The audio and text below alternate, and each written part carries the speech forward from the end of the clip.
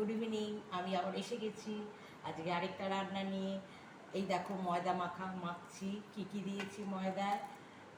ময়দা নিয়েছি, তাতে নুন দিয়েছি, একটু গরম তেল দিয়েছি, গরম জল দিয়ে ময়দাটা ভালো করে মেখে নিয়েছি। এইবার এই ময়দাটাকে বেলবো, গোল গোল লেচি কেটে, ছোট ছোট লেচি কেটে, নাহলে তোমরা বড় লেচি কেটেও একটা বড় রুটির মতো করে নিয়ে সেটাকে তোমরা গ্লাস হোক, বাটি হোক, যা খুশি দিয়ে গোল গোল করে কেটে নিতে পারো। আমি এই যে লেচি করে নিচ্ছি ছোট ছোট করে, সব লেচিগুলোকে দেখতে পাচ্ছ, এই যে লেচি করছি, এই লেচি করে এই লেচিগুলোকে আমি এবার একটুখানি ময়দা দিয়ে সব বেলে নেব, অনেকগুলো বেলবো। তারপরে দেখো এই যে বেলনি চাকি নিলাম, নিয়ে এবার এতে আমি এই যে আটার গোল্লা করেছি, এইগুলোকে নিয়ে আমি এখন এক এক করে বেলে নেব। দেখতে পাচ্ছ গোল গোল করে নিচ্ছি, এরকম করে নিয়ে এবার আটাতে আমি বেলছি। এই দেখো আটা একটু ময়দা লাগিয়ে নিয়েছি, নিয়ে এবার আমি গোল গোল করে ছোট ছোট করে বেলি। দেখো কতগুলো বেলা হয়ে গেছে। এইবার এর ভেতরে আমি পুর ঢোকাবো। এই যে দেখতে পাচ্ছ এটার মধ্যে চিকেন কিমা আছে, পেঁয়াজ দিয়েছি, আদা কুচি দিয়েছি, রসুন কুচি দিয়েছি, সয়া সস দিয়েছি, আর একটু গোলমরিচের গুঁড়ো দিয়েছি। আর কি দিয়েছি বলো তো? আর একটু গরম তেল দিয়েছি, দিয়ে নুন দিয়েছি, দিয়ে ভালো করে এটাকে মাখিয়ে নিয়েছি। নিয়ে এইবার আমি এই যে দেখছো গোলটা নিয়েছি, গোলটার ভেতরে এই পুরটা ঢুকিয়ে দিচ্ছি। এই যে মোমোর যে পুরটা, সেটা ভেতরে ঢুকিয়ে দিলাম। এটা মোমো হবে, বুঝেছো? এইবার এই যে এবার ধরে নিয়ে দেখো, একটু গায়ের জোরে যদি চাপো গেলে আটকে গেল।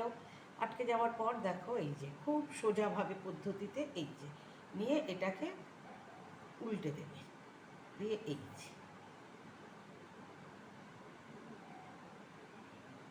এই যে এই একটা পদ্ধতি হয়ে গেল। আরেকটা করতে পারো, এই যে নিলাম, নিয়ে এর ভেতরে এই যে পুরটা দিলাম, দিয়ে এই ধরলাম, এই যে ধরলাম, ধরে দেখো এই বুড়ো আঙুলের এটা দিয়ে ঠেলতে ঠেলতে, এটা দিয়ে আনতে আনতে এই যে কাপড়ের কুচির মতো করে করতে হবে। এই যে কাপড়ের কুচির মতো। তাহলে এরকম করে আমি আর বাকিগুলো এই যে একটা এরকম করলাম, দেখতে পাচ্ছ, আর একটা এই যে বোচকার মতো, আর একটা এইরকম, এরকম করে আমি সবকটা করে নিচ্ছি। এই যে গ্যাসটা জ্বালিয়ে নিলাম, নিয়ে কড়াটা বসিয়ে দিলাম। দেখতে পাচ্ছ কড়া বসিয়ে দিলাম। তোমরা হয়তো ভাবছো মোমো করছে, এটা স্টিম করবে না। দেখো এটা অন্য ধরনের চটজলদি মোমো হবে। বসিয়ে দিলাম, দিয়ে এবার এতে তেল দিয়ে দিলাম, সাদা তেল। এই যে সাদা তেল দেখতে পাচ্ছ, সাদা তেল দিলাম, খানিকটা সাদা তেল, বেশি না, খানিকটা সাদা তেল দিলাম। দিয়ে তেলটা গরম হোক। দেখো তেল গরম হয়ে গেছে। এবার এতে আমি এই যে রসুন কুচি দিচ্ছি, কতগুলো রসুন কুচি দিচ্ছি। রসুন কুচিটা গরম হোক। এবার এতে তোমার পেঁয়াজ কুচি দিয়ে দিচ্ছি। পেঁয়াজ কুচিটা একটু লাল লাল হোক।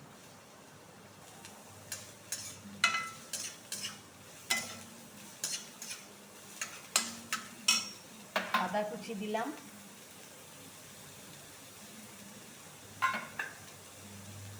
একটু কাঁচা লঙ্কা কুচনো দিলাম,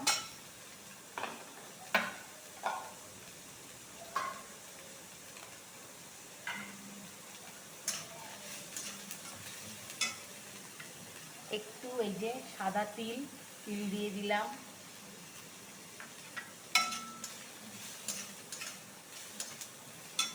রঙটা সুন্দরের জন্য আমি একটুখানি কাশ্মীরি লঙ্কার গুঁড়ো দিলাম। এটা তোমাদের দিতে পারো, নাও দিতে পারো, অপশনাল।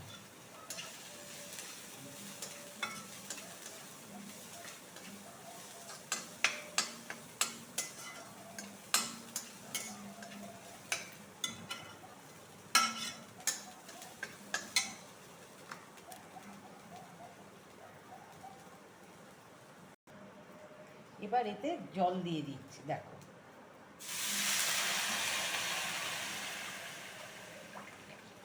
এটা স্যুপ হবে তো জল দিয়ে দিলাম।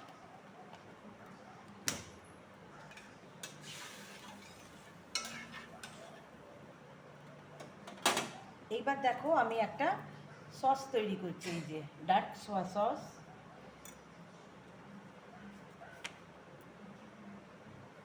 এই যে এটা দেখতে পাচ্ছ গ্রিন চিলি সস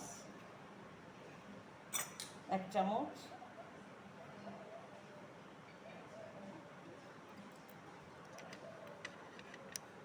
এই যে গ্রিন চিলি সস 1 চামচ নিলাম,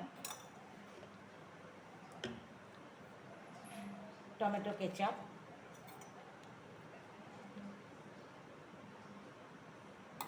দু চামচ নিচ্ছি,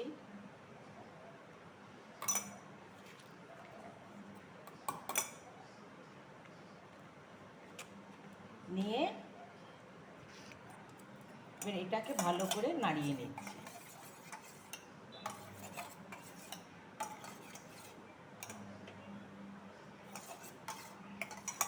এবার এই স্যুপটার মধ্যে দিয়ে দেবো।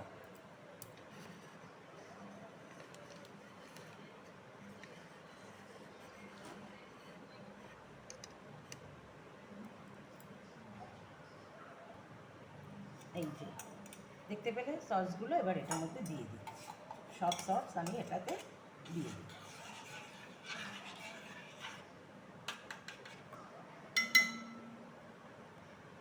এবার এতে এই যে খানিকটা চিলি ফ্লেক্স দিয়ে দিচ্ছি, দেখতে সুন্দর লাগবে, একটু ঝালঝালের ইয়ে লাগবে। আর দেখো আন্দাজ মতো নুন, পরিমাণ মতো, কারণ সসগুলো পড়েছে তো ওতে নুন থাকে, তাই একটু কম দিলাম। এইবার আমি এর মধ্যে মোমোগুলো দিয়ে দিচ্ছি, মোমোগুলো একটা একটা করে আস্তে আস্তে দিয়ে দিচ্ছি, কেন আমি ভাপে করব না, এর মধ্যেই মোমোগুলো সেদ্ধ হবে।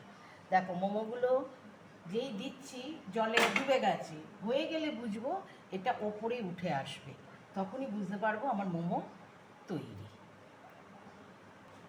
দেখো হয়ে গেছে। এবার আমি কর্নফ্লাওয়ার জলে গুলে দিয়ে দিচ্ছি থিকনেস আনার জন্য।